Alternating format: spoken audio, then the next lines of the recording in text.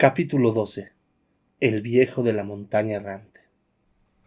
Los aludes se precipitaban atronando por las escarpadas laderas de la montaña. Tempestades de nieve se desencadenaban entre las torres de roca de las acorazadas crestas de hielo. Caían aullando por cuevas y quebradas y barrían de nuevo las amplias superficies de los glaciares.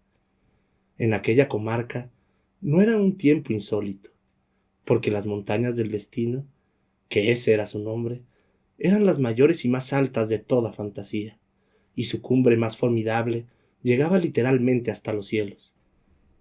En aquella región de hielos eternos no se atrevían a adentrarse ni los más arriesgados alpinistas, o dicho más exactamente, hacía ya tantísimo tiempo que alguien había conseguido escalarlas que nadie lo recordaba, porque esa era una de las leyes incomprensibles de las que tantas había en el reino de fantasía. Las montañas del destino solo podían ser vencidas por un escalador cuando el anterior hubiera sido olvidado por completo y no hubiera tampoco inscripción alguna en piedra o en bronce. Por eso, todo el que lo lograba era siempre el primero. Allá arriba no podía existir ningún ser viviente, salvo algunos gigantescos gelidones, si es que éstos podían considerarse como seres vivos, porque se movían con una lentitud tan inconcebible que necesitaban años para dar un solo paso y siglos para un pequeño paseo. Por eso, era evidente que solo podían relacionarse con sus congéneres y no tenían la más mínima idea de la existencia de los restantes seres del mundo fantástico. Se creían los únicos seres vivientes del universo, y por eso miraban desconcertados con ojos saltones aquel diminuto puntito de allá abajo, que por caminos serpenteantes, por salientes de roca apenas transitables de paredes verticales relucientes de hielo, por crestas agudas como cuchillos y por barrancos y grietas profundos, se iba acercando cada vez más a la cumbre. Era la litera de cristal en que descansaba la emperatriz infantil, y que era transportada por sus invisibles poderes. Apenas se destacaba del entorno, porque el cristal de la litera parecía un trozo de hielo claro, y la túnica blanca y los cabellos de la emperatriz infantil no podían distinguirse casi de la nieve de alrededor. Llevaba ya mucho tiempo viajando, muchos días y muchas noches, con lluvia y bajo el ardor del sol, en tinieblas y al claro de luna que habían llevado los cuatro poderes su litera, siempre adelante como ella les había ordenado, siempre adelante a cualquier parte. Ella no hacía diferencia alguna entre lo que era soportable y lo que le podía resultar insoportable.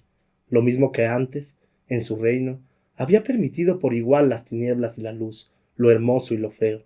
Estaba dispuesta a exponerse a todo, porque el viejo de la montaña errante podía estar en todas partes y en ninguna. Sin embargo, la elección del camino que recorrieron los cuatro poderes invisibles no era totalmente casual. Cada vez con más frecuencia la nada, que se había tragado ya países enteros, les dejaba un solo sendero como única escapatoria. A veces era un puente, una cueva o una puerta, a través de los cuales podían escabullirse. A veces eran incluso las olas de un lago o de un brazo de mar, sobre las que los poderes transportaban la litera con su moribunda, porque para aquellos portadores no había diferencia entre mar y tierra. Y así habían subido finalmente al mundo de picachos erizados de hielo de las montañas del destino, y seguían subiendo, irresistible e incansablemente, y mientras la emperatriz infantil no les diera otra orden, seguirían subiendo.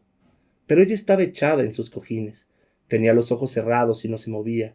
Así estaba ya desde hace tiempo, y lo último que había dicho era que él, a cualquier parte, que había ordenado al despedirse de la torre de marfil.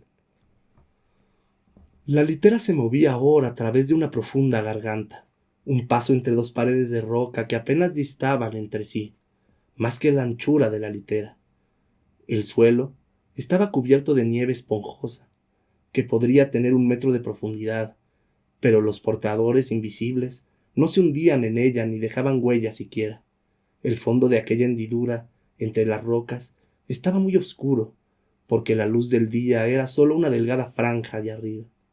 El camino ascendía poco a poco, y cuanto más alto subía la litera, tanto más se aproximaba a la franja de luz. Luego, casi de una forma inesperada, las paredes de roca se separaron de pronto por completo. dejando ver una amplia llanura blanca y brillante. Aquel era el punto más alto, porque las montañas del destino no acababan en punta, como la mayoría de las otras montañas, sino en aquella meseta tan extensa como un país. Ahora, sin embargo, se alzaba en medio de aquella superficie sorprendentemente una pequeña montaña de aspecto peculiar. Era bastante estrecha y alta, semejante a la torre de marfil, pero de un azul luminoso.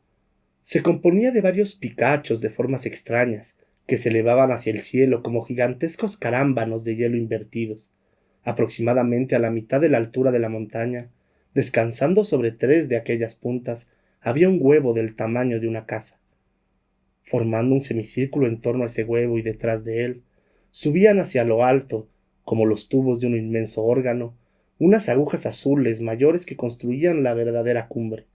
El gran huevo tenía una abertura circular que parecía una puerta o una ventana, y en aquella apertura apareció un rostro que miró a la litera. Como si la emperatriz infantil hubiera sentido aquella mirada, abrió los ojos y miró también. ¡Alto! Dijo en voz baja. Los poderes invisibles se detuvieron. La emperatriz infantil se incorporó. Es él, continuó. El último trecho del camino tengo que hacerlo sola. Esperadme aquí, suceda lo que suceda. El rostro de la abertura redonda del huevo había desaparecido. La emperatriz infantil bajó de la litera y se puso a caminar por la extensa llanura de nieve. Era una marcha fatigosa, porque iba descalza y la nieve estaba endurecida. A cada paso se rompía la costra de hielo, y la nieve dura como el cristal hería sus pies delicados. Un viento helado sacudía su pelo blanco y su túnica. Finalmente llegó a la montaña azul, y se detuvo ante los picos lisos como el cristal. De la abertura redonda y oscura del gran huevo surgió una larga escala, muchísimo más larga que la que hubiera podido contener realmente el huevo. Por fin, la escala llegó hasta el pie de la montaña azul, y cuando la emperatriz infantil la cogió, vio que se componía totalmente de letras que colgaban una de otras, y que cada uno de sus peldaños era una línea. La emperatriz infantil comenzó a subir por ella, y mientras trepaba escalón por escalón, iba ya leyendo al mismo tiempo las palabras. Vuelve, vete, vete. Esto no es ningún juguete. No me subas, vuelve atrás. No podrás llegar jamás. El camino está cerrado, y yo bien te he aconsejado. Si te encuentras con el viejo, tarde llegará el consejo. Los principios son los fines. Vuelve atrás, no desatines, pues si alcanzas la abertura, llegarás a la locura. La emperatriz se detuvo para reunir fuerzas, y miró hacia arriba. Todavía faltaba mucho. No había recorrido ni la mitad. Viejo de la montaña errante, dijo en alta voz, si no quieres que nos encontremos, no habrías tenido necesidad de enviarme al abismo esa escala. Tu prohibición es la que me lleva a ti. Y siguió subiendo. Lo que haces y lo que eres está escrito en caracteres. Si te acercas con audacia, ocurrirá una desgracia. No tendrá final feliz tu carrera, emperatriz. Nunca he sido un niño yo, por eso todo acabó. Al vivo le está prohibido verse muerto como ha sido. Otra vez tuvo que detenerse la emperatriz para tomar aliento. Ahora estaba muy alta y la escala se balanceaba en la tormenta de nieve como una rama. La emperatriz infantil se aferró a los helados renglones de letras y subió el último tramo de la escalera. Si no escuchas el aviso que la escala darte quiso, y estás dispuesta a llegar donde nunca has de habitar, no te doy otro consejo, bienvenida soy el viejo. Cuando la emperatriz infantil hubo subido los últimos peldaños, dio un suave suspiro y miró hacia atrás. Su túnica amplia y blanca estaba rasgada, se había quedado enganchada en todos los signos de puntuación, ángulos y puntas de la escala de letras. Aquello no era nuevo para ella, porque las letras no siempre la trataban bien. Era una cuestión de reciprocidad. Vio ante sí el huevo, y la abertura redonda en que terminaba la escala. Entró por ella. La abertura se cerró inmediatamente detrás. Sin moverse, la emperatriz infantil esperó en la oscuridad lo que pudiera suceder. Sin embargo, al principio no pasó nada en mucho tiempo. Aquí estoy, dijo ella por fin en la oscuridad en voz baja. ¿Su voz? resonó como en un gran salón vacío. ¿O había sido otra voz, mucho más profunda, la que le había respondido con las mismas palabras? Poco a poco se pudo ver en las tinieblas un resplandor rojizo y débil. Salía de un libro que, cerrado, flotaba en el aire en el centro de la estancia de forma de huevo. Estaba inclinado, de forma que ella podía ver su encuadernación. Tenía las tapas de color cobre, y lo mismo que en la alhaja que la emperatriz infantil llevaba al cuello, también en el libro se veían dos serpientes que se mordían mutuamente la cola, formando un óvalo, y en ese óvalo estaba el título: La historia interminable. La cabeza de Bastian le daba vueltas. Era exactamente el mismo libro que estaba leyendo. Lo miró otra vez. Sí, no había duda. El libro que tenía en las manos era el libro del que se hablaba. Pero ¿cómo podía aparecer ese libro dentro de sí mismo? La emperatriz infantil se había acercado y miraba, al otro lado del libro flotante, el rostro de un hombre iluminado desde abajo por las abiertas hojas con un resplandor azulado. Aquel resplandor salía de las letras del libro, que eran de color verde mar. El rostro del hombre parecía la corteza de un árbol viejísimo, por lo lleno que estaba de surcos. Tenía la barba larga y blanca, y sus ojos estaban tan hundidos en cuevas oscuras que no se podían ver. Llevaba una cogulla azul de monje, con capucha, y tenía en la mano una pluma con la que escribía en el libro. No levantó los ojos. La emperatriz infantil estuvo largo tiempo en silencio mirándolo. En realidad, lo que hacía el hombre no era escribir, más bien deslizaba la pluma lentamente sobre las páginas en blanco, y las letras de las palabras se formaban por sí solas, como si surgieran del vacío. La emperatriz infantil leyó lo que ponía, y era exactamente lo que en aquel momento estaba ocurriendo. Es decir, la emperatriz infantil leyó lo que ponía. ¿Escribes todo lo que ocurre?, dijo ella. Todo lo que escribo ocurre, fue la respuesta. Y otra vez era aquella voz profunda y oscura, que ella había escuchado como un eco de sus propias palabras. Lo curioso era que el viejo de la montaña errante no había abierto la boca. Había notado sus palabras y las de ella, y ella las había oído como si solo recordase que él acababa de hablar. ¿Tú y yo?, preguntó. ¿Y toda fantasía? ¿Todo está anotado en ese libro? Él siguió escribiendo, y al mismo tiempo ella escuchó su respuesta. No, ese libro es toda fantasía. Tú y yo. ¿Y dónde está el libro? En el libro, fue la respuesta que él escribió. Entonces, ¿todo es solo un reflejo y contrarreflejo?, preguntó ella, y él escribió mientras ella le oía decir: ¿que se ve en un espejo? ¿Que se mira en otro espejo? ¿Lo sabes tú, señora de los deseos, la de los ojos dorados? La emperatriz infantil se quedó un rato callada, y el viejo al mismo tiempo escribió que ella callaba. Entonces ella dijo en voz baja: Necesito tu ayuda. Lo sé, respondió, y escribió él. Sí, dijo ella, así debe ser sin duda. Tú eres la memoria de fantasía, y sabes todo lo que ha sucedido hasta este momento. ¿Pero no puedes hojear tu libro y ver lo que sucederá? Páginas en blanco, fue la respuesta. Solo puedo mirar atrás y ver lo que ha ocurrido. Podía leerlo mientras lo escribía, y lo sé porque lo leí, y lo escribí porque sucedió. De esta forma, por mi mano, la historia interminable se escribe a sí misma. ¿Entonces no sabes por qué he venido hasta ti? No, oyó decir ella, su voz oscura mientras escribía. Y hubiera preferido que no lo hicieras. Por mí, todo se hace inalterable y definitivo. También tú, señora de los deseos, la de los ojos dorados. Este huevo es tu tumba y tu ataúd. Has entrado en la memoria de fantasía. ¿Cómo quieres salir otra vez de este lugar? Todo huevo, respondió ella, es el comienzo de una nueva vida. Es verdad, escribió y dijo el viejo, pero solo cuando se rompe su cáscara. Tú puedes abrirla, exclamó la emperatriz infantil. Me has dejado entrar.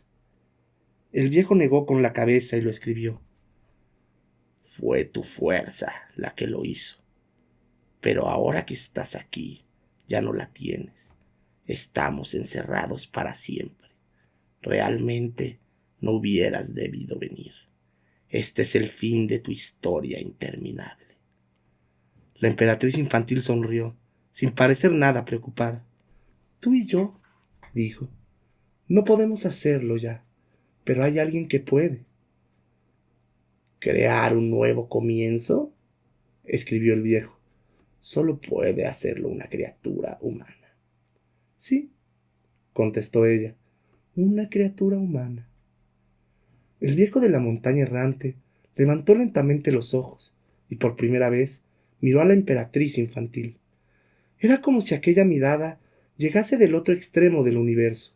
De tanta distancia y tanta oscuridad venía. Ella le correspondió con sus ojos dorados, sosteniéndole la mirada. Fue como una lucha silenciosa e inmóvil. Por fin, el viejo se inclinó otra vez sobre el libro y escribió: Respeta las fronteras, que también valen para ti. Lo haré, respondió ella.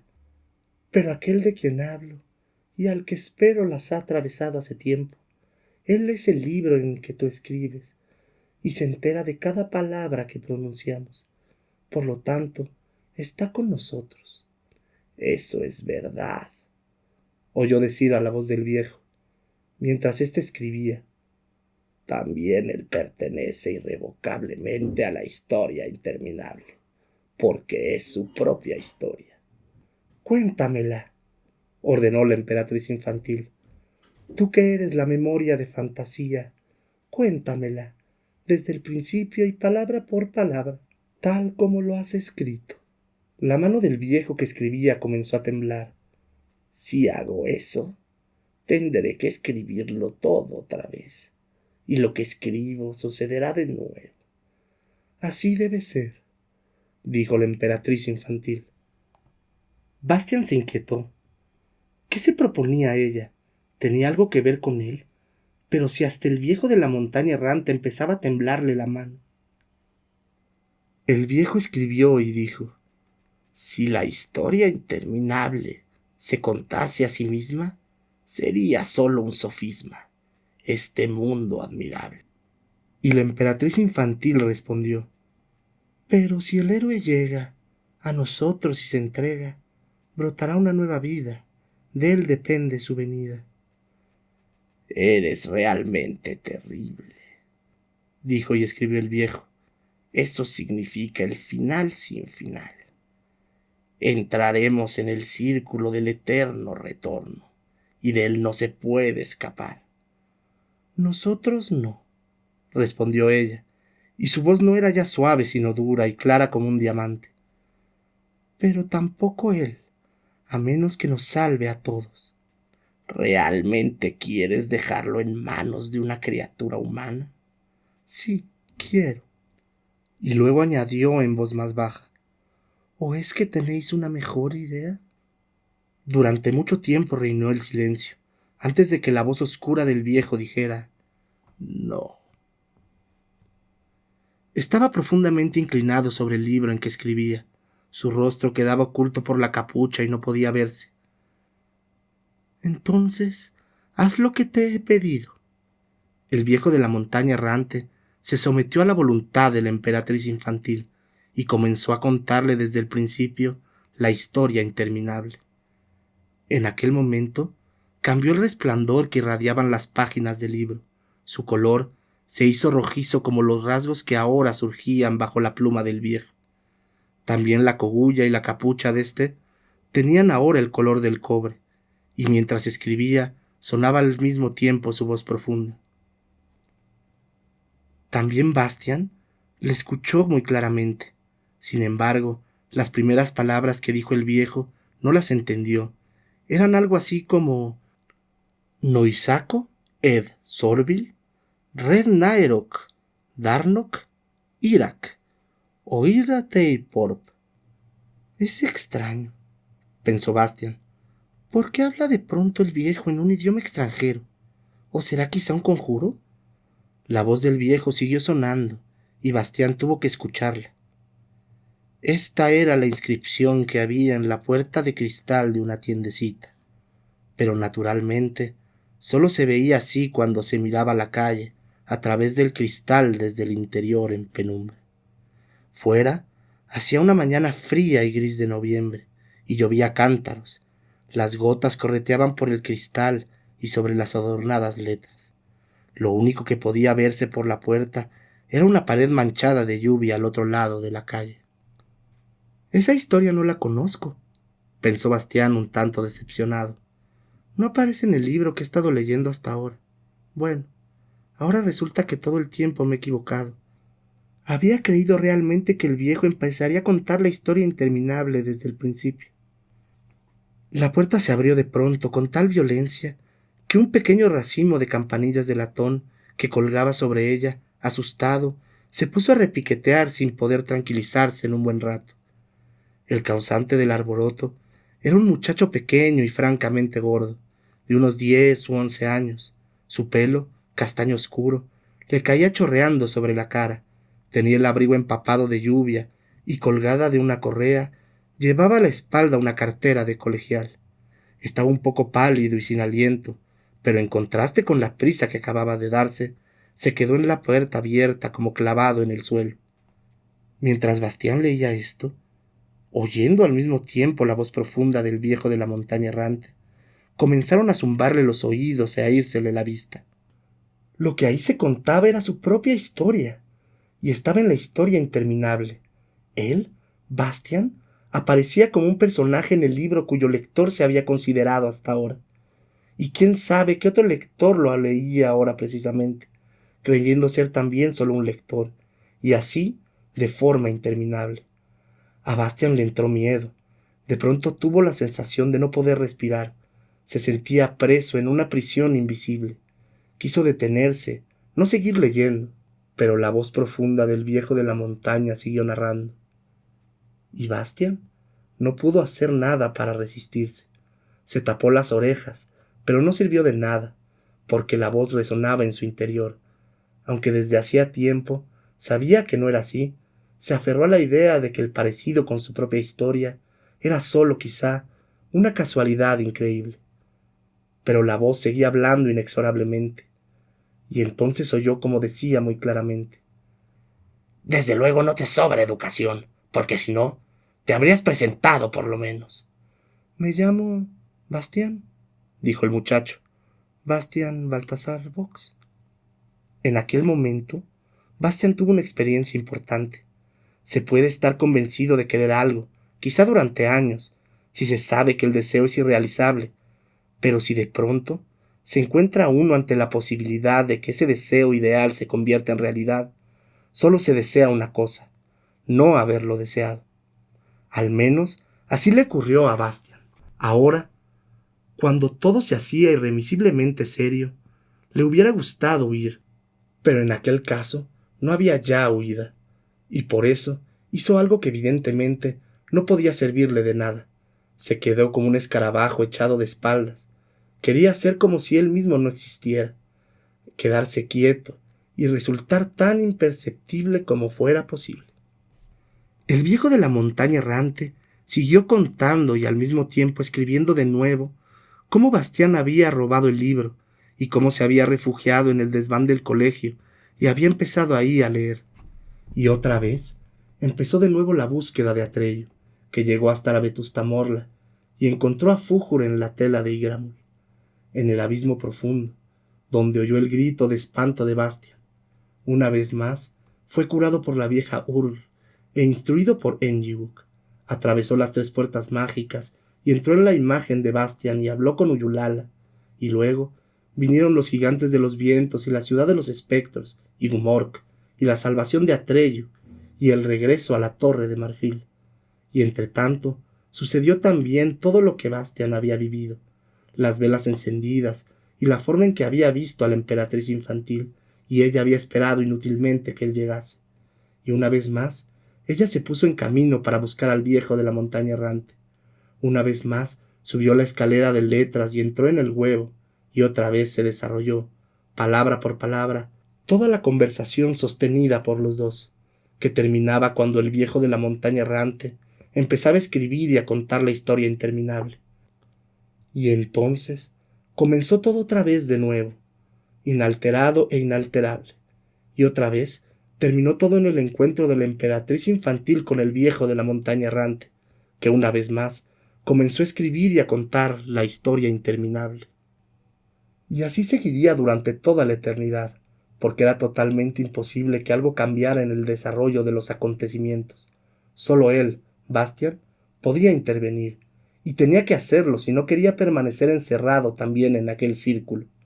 Le pareció como si la historia se hubiera repetido ya 1000 veces, no como si no hubieran antes ni después, sino que todo sucedía siempre simultáneamente. Entonces comprendió por qué había temblado la mano del viejo. El círculo del eterno retorno era el final sin final. Bastian no sintió que las lágrimas le corrieran por la cara.